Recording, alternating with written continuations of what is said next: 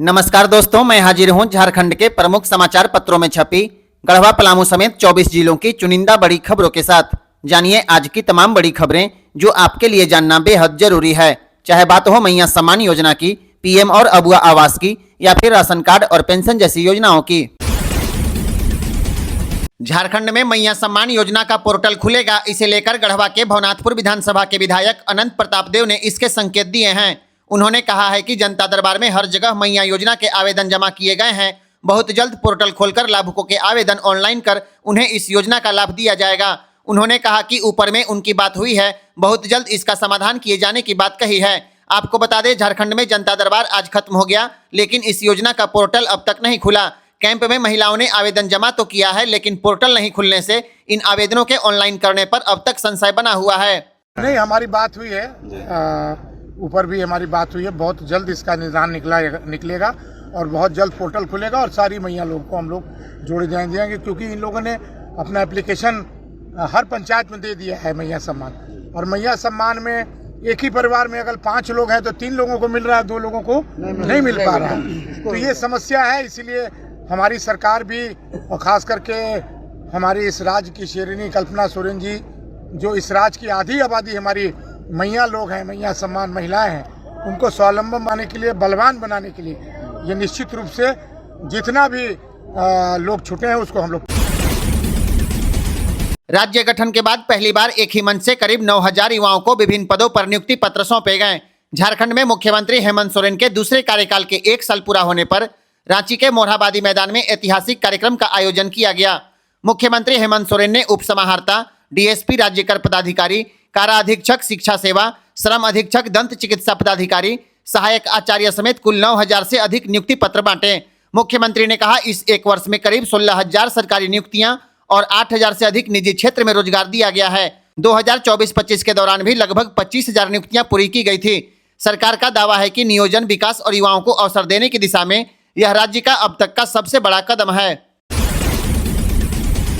झारखंड में कड़कड़ाती ठंड और शीतलहर के बीच सरकार ने राहत का बड़ा फैसला लिया है। आपदा प्रबंधन मंत्री डॉक्टर इरफान अंसारी ने राज्य के सभी 24 जिलों के लिए 79 लाख रुपए की राशि जारी कर दी। इस राशि से जिला प्रशासन तुरंत मुख्य चौक, चौराहा, बाजार, रेलवे स्टेशन और भीड़भाड़ वाले इलाकों में अलाव की व्यवस्था शुरू करेगा। मंत्री ने कहा, शीतलहर का सबसे अधिक असर गरीब और जरूरतमंद परिवारों पर पड़ता है। सरकार की जिम्मेदारी है कोई भी व्यक्ति ठंड से परेशान न हो। रात में चलंत टीमें तैनात रहेंगी ताकि जरूरतमंदों को तुरंत राहत पहुंचाई जा सके। सरकार का दावा है कि यह कदम ठंड से जूझ रहे लोगों के लिए बड़ी राहत साबित होगा। हालांकि अभी तक गरीबों को कंबल नहीं मिल पाया है। झारखंड की मैया सम्मान योजना कई महिलाओं के लिए जहां 2500 रुपए लोन की किस्त चुकाने का सहारा है, इसी 2500 रुपए ने एक बेटी की जिंदगी बदल दी।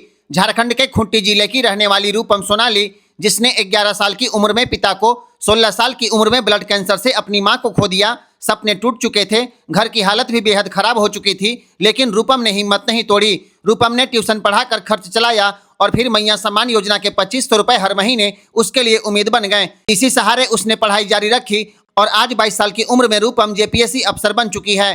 मोरहाबादी में आयोजित नियुक्ति पत्र वितरण समारोह में जब रूपम ने मंच से अपनी कहानी सुनाई तो पूरा मैदान भावुक हो गया। रूपम ने मुख्यमंत्री हेमंत सोरेन को धन्यवाद देते हुए कहा, इस योजना ने मुझे फिर से खड़ा कर दिया। जब मैं बस 11 साल की थी तब मेरे पिताजी का निधन हो गया हार्ट अटैक से, और जब मैं 16 साल की हुई तब मेरी माताजी का भी निधन हो गया ब्लड कैंसर के कारण। तब से लेकर आज तक मैंने अपनी जो फाइनेंशियल असिस्टेंस है वो ट्यूशन पढ़ाकर पूरी की है, और बीते सालों से मुझे काफी हद तक हेल्प मिला मैया सम्मान योजना के द्वारा भी। झारखंड में ग्रामीण सड़कों को जोड़ने की बड़ी तैयारी शुरू कर दी गई। प्रधानमंत्री ग्राम सड़क योजना 4 के लिए राज्य भर में सर्वे का काम तेज हो गया। सर्वे पूरा होने के बाद नए सड़क परियोजनाओं का प्रस्ताव बनाया जाएगा और इसे स्वीकृति के लिए केंद्र सरकार को भेजा जाएगा।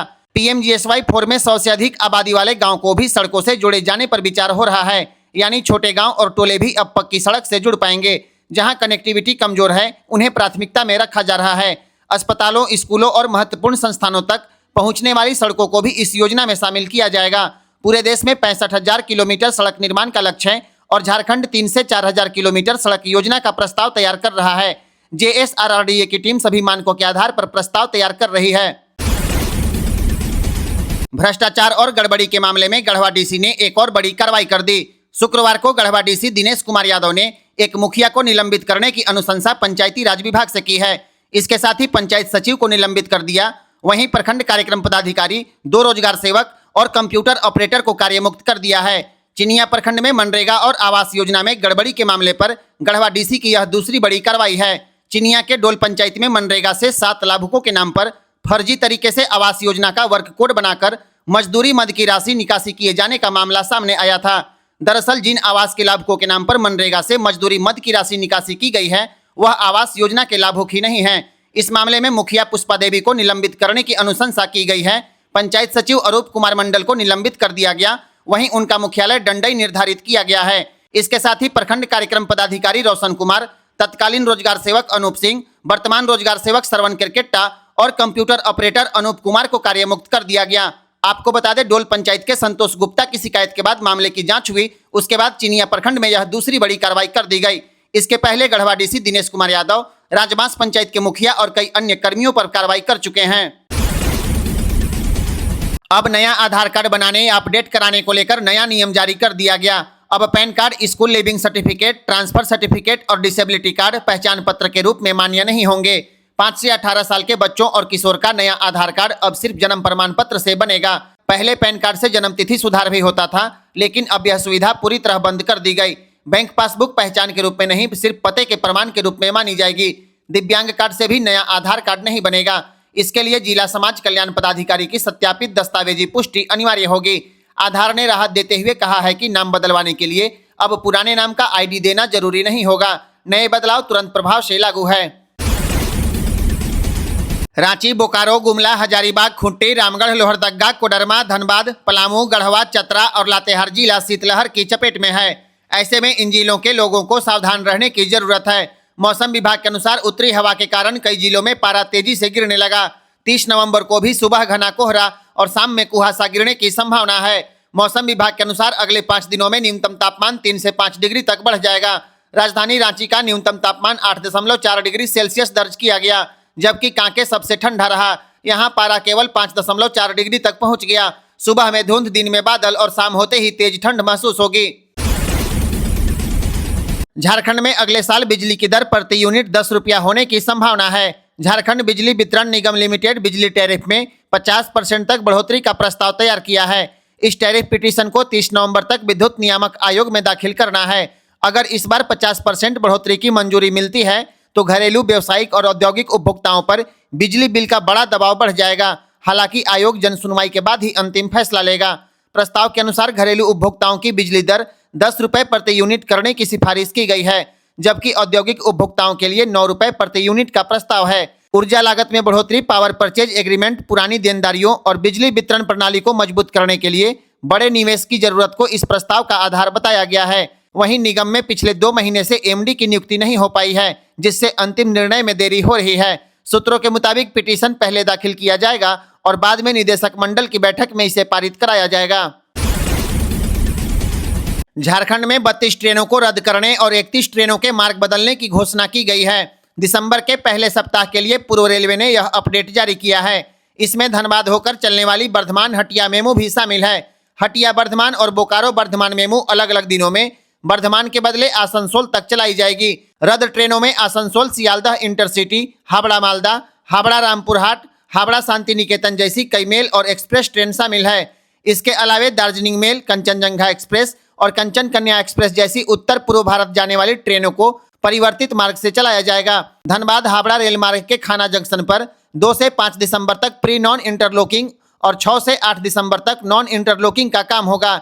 इस वजह से ट्रेनों की आवाजाही अस्थायी रूप से प्रभावित रहेगी। इसीलिए यात्रा करने से पहले रेलवे का अपडेट जरूर चेक करें।